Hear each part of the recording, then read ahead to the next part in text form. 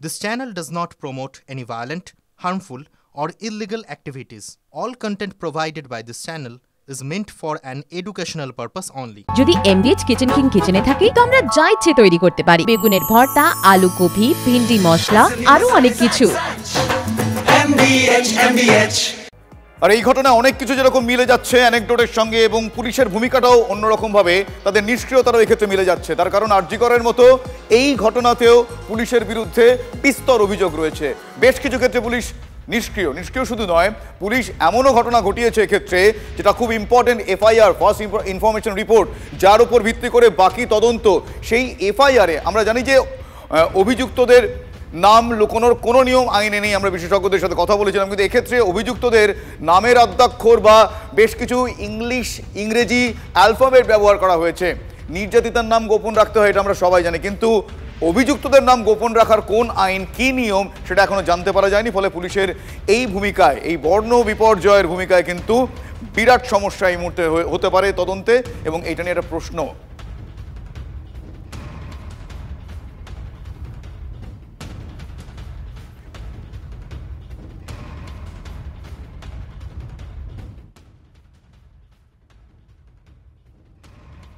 কলেজের টিএমসিপি ইউনিটের মাথা, কলেজে তার বিরাট ক্ষমতা, নির্যাতিতার বয়ান অনুযায়ী যেগুলো জানা যাচ্ছে, সে সবাইকে টিএমসিপি ইউনিটের পদ দিত। আমাকে গার্লস সেক্রেটারির পদ দিয়েছিল নির্যাতিতার বয়ানে। তারপর সে যে বলে যে প্রথম দিন থেকে সে আমাকে পছন্দ করে। আপনাদের আমরা তার বয়ান টেক্সট আকারে দেখাচ্ছি। তাকে বিয়ের প্রস্তাবও দেয়, সে প্রস্তাব প্রত্যাখ্যান করে। সন্ধ্যে 7:30 নাগাদ ডাকা হয়।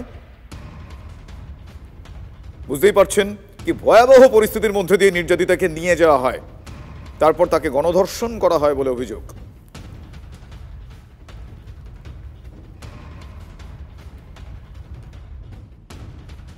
এফআইআরটাকে পূর্ণাঙ্গ এফআইআর করতে হবে।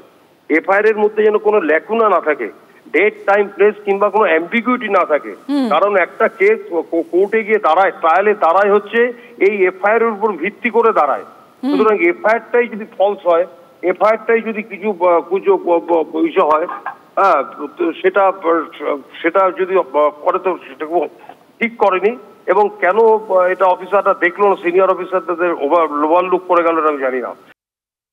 আসলে এটা কিছু না, এটা হচ্ছে চোরে চোরে মাস্তুতো ভাই, চোরে চোরে মাস্তুতো ভাই। এটা আজ অব্দি কখনো শুনেছেন? সত্যজিৎ বাবু বলছিলেন যে সিনিয়র পুলিশ অফিসার দেখলো না কেন? সিনিয়র পুলিশ অফিসার নয়, একজন একদম নতুন রিক্রুটেড কনস্টেবলও জানেন নামটার নামই হয়, সেটা JMP দিয়ে লেখা যায় না।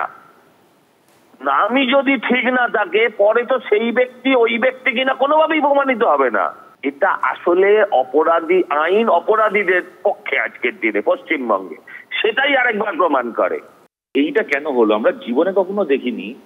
কোনো অভিযোগের ক্ষেত্রে, বিশেষ করে অভিযোগকারিনী যেখানে অপরাধীদেরকে চেনে বা অভিযুক্তদেরকে চেনে, অচেনা কেউ এসে কোনো শ্লীলতাহানির ঘটনা ঘটালো, করলো কি ধর্ষণ করলো, চেনে না তাকে, তখন অনেক সময় এরকম বর্ণনা থাকে অনেক সময়, কিন্তু বা ডাক নামে চেনে তো ডাক নামটা দিল। কিন্তু এখানে যেহেতু অভিযোগকারিনীর একেবারে তারা কলেজের সিনিয়র এবং ব্যক্তিগতভাবে তার আগে থেকে পরিচিত, অতএব কোনো কারণ নেই এফআইআরে তাদের পুরো নামটা না দেওয়ার। বরং এফআইআরে আমরা জানি অভিযোগ যখন করা হয় তখন নাম, ঠিকানা, বাবার নাম থেকে শুরু করে বয়স, যা যা কিছু জানা সম্ভব সবকিছু দেওয়া হয়, যাতে অপরাধীকে একদম স্পেসিফাই করা যায়। না হলে এরকম অসংখ্য উদাহরণ আছে আমাদের দেশে, অসংখ্য উদাহরণ, যেখানে সমস্ত যাবতীয় অপরাধ প্রমাণিত হওয়ার পরেও ফার্স্ট এফআইআরটাতে একটা দুটো এদিক ওদিকের জন্য অপরাধী ছাড়া পেয়ে গেছে। সুতরাং সেই পরিসরই এক্ষেত্রে তৈরি করে রাখা হলো কিনা এই প্রশ্ন তো থাকবেই।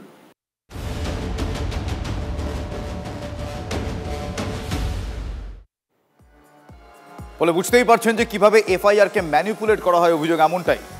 আর এই ঘটনায় এখনো পর্যন্ত একাধিক অভিযোগ উঠে আসছে, এফআইআরেই উঠে আসছে। নির্যাতিতা অসুস্থ হয়ে পড়লেও অভিযুক্তরা তাকে ছাড়েনি, রেহাই দেয়নি। অভিযোগপত্রে সেই বিস্ফোরক বয়ান নির্যাতিতার। কি অভিযোগ? ধস্তাধস্তিতে প্যানিক অ্যাটাক হয় তার, সে অসুস্থ হয়ে পড়েন। তারপর প্যানিক অ্যাটাক, শ্বাসকষ্ট শুরু হয়, হাসপাতাল নিয়ে যাওয়ার জন্য অনুনয় করেন নির্যাতিতা, এবং সেই অনুনয়ের সময় তিনি যে গার্ডকে কিছুক্ষণ আগে গ্রেফতার করা হয়েছে সেই গার্ডকেও তিনি হাত জোর করে অনুনয় করেন। বারবার বলার পর ইনহেলার নিয়ে আসে এক অভিযুক্ত, এই 4 জনের মধ্যে কেউ একজন হয়তো নিয়ে আসে। সেই ইনহেলার নেওয়ার পর কিছুটা তিনি সুস্থ বোধ করেন, তারপর আবারও সেই নারকীয় অত্যাচার। এরপরেই নাকি ওই গার্ডের ঘরে নিয়ে গিয়ে তাকে গণধর্ষণ করা হয়, সেই গার্ডকে বাইরে বার করে দেওয়া হয়, যে গার্ডকেও গ্রেফতার করা হয়েছে।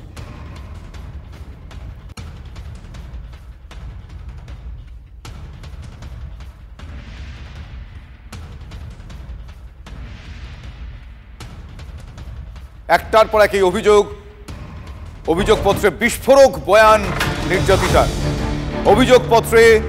অভিযোগপত্রে নির্যাতিতার বিস্ফোরক বয়ান। অসুস্থ হয়ে যান তিনি এবং তারপরে তাকে ছাড়া হয় না। কসবার কলেজে নির্যাতিতার সঙ্গে গণধর্ষণের প্রমাণ ইতিমধ্যেই পাওয়া গিয়েছে, কিছুক্ষণ আগে আপনাদের আমরা জানিয়েছি।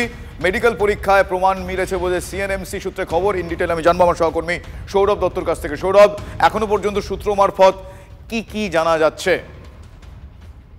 শুভজিৎ, দেখুন, যে মেডিকেল লিগ্যাল রিপোর্ট তৈরি করা হয়েছে সেই মেডিকেল লিগ্যাল রিপোর্টের প্রতিলিপি আমাদের হাতে এসেছে। TV9 বাংলার হাতে এক্সক্লুসিভলি সেই প্রতিলিপি রয়েছে এবং সেই প্রতিলিপি অনুযায়ী এই যে ভিকটিম গার্ল, 24 বছরের ভিকটিম গার্ল, সেই 24 বছরের ভিকটিম গার্লের ঘাড়ে ছড়ে যাওয়া এবং হচ্ছে যে যৌন হেনস্থার চিহ্ন রয়েছে, কামড়ের দাগ রয়েছে, abrasion mark, neck around the neck was seen, অর্থাৎ তার চারপাশে, ভিকটিমের ঘাড়ের চারপাশে কামড়ের দাগ রয়েছে, যৌন হেনস্থার চিহ্ন রয়েছে, স্তনের চারপাশে সেক্সুয়াল অ্যাসল্টের চিহ্ন রয়েছে।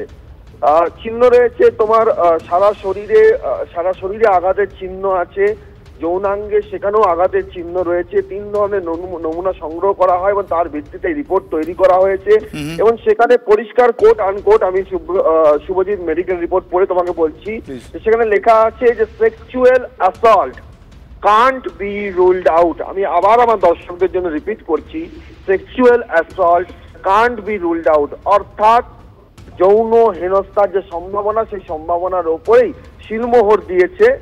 আর যৌন হেনস্থার যে অভিযোগ, সেই অভিযোগের ওপরই শিলমোহর দিয়েছে মেডিকো লিগ্যাল রিপোর্ট এবং ধর্ষণ। অর্থাৎ এই ক্ষেত্রে গণধর্ষণ যে হয়েছে তাকে সেক্সুয়াল অ্যাসল্ট যে করা হয়েছে তার অনেকাংশে এখনো পর্যন্ত প্রমাণ সামনে চলে আসছে। অনেক ধন্যবাদ সৌরভ। এবং কসবায় আইন কলেজে এই গণধর্ষণের ঘটনার রিপোর্ট তলব করলেন শিক্ষামন্ত্রী। তিনি হতবাক, তিনি মর্মাহত। দ্রুত গভর্নিং বডির বৈঠক ডাকার নির্দেশ দিয়েছেন কলেজকে। কলেজের নিরাপত্তায় কেন গাফিলতি সে উত্তর তলব করা হয়েছে। কলেজের নিরাপত্তা সুনিশ্চিত করার নির্দেশ দিয়েছেন তিনি।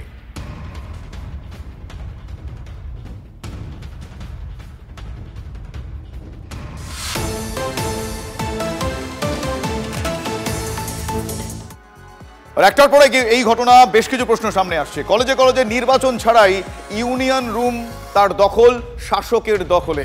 হ্যাঁ, কসবার কলেজ কাণ্ডের এই ঘটনার পর কলেজে দাদাগিরির ছবিটা আরো একবার সামনে আসছে। প্রত্যেক কলেজের দায়িত্বে কারা থাকছে?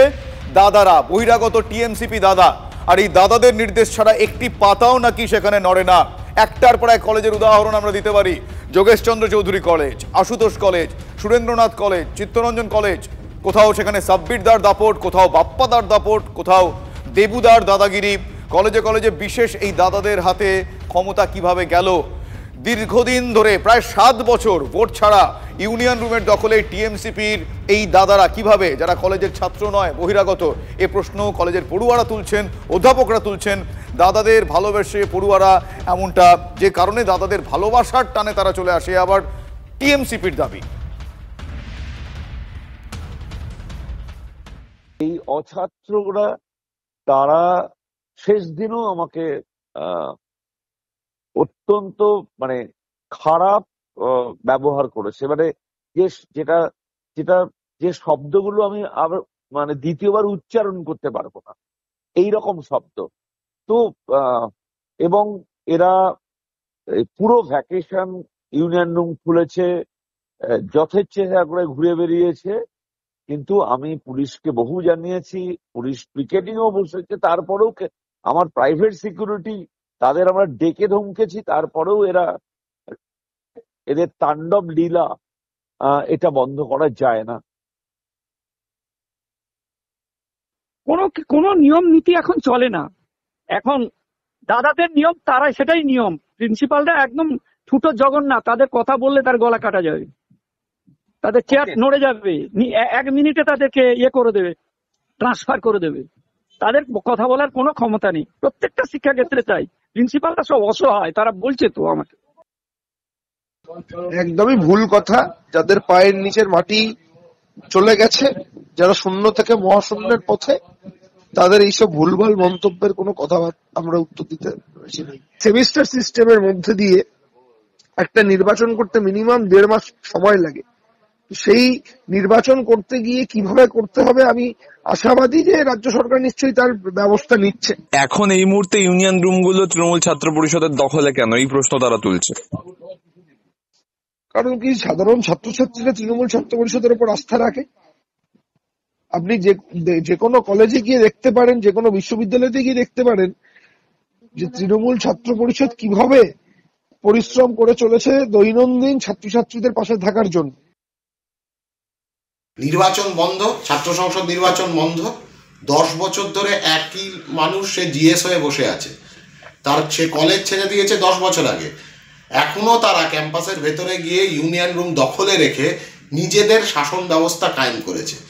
ক্রিমিনালদের শাসন ব্যবস্থা কায়েম করা হয়েছে, ক্রাইম সিন্ডিকেট কায়েম করা হয়েছে, যে ক্রাইম সিন্ডিকেট সরাসরি লিঙ্কড এই রাজ্যের মুখ্যমন্ত্রীর ভাইপোর সাথে। এখন ছোলা হোক বা বরবটি দানা, সাদা চানা হোক বা কালো, সব রান্নাই হবে অসাধারণ।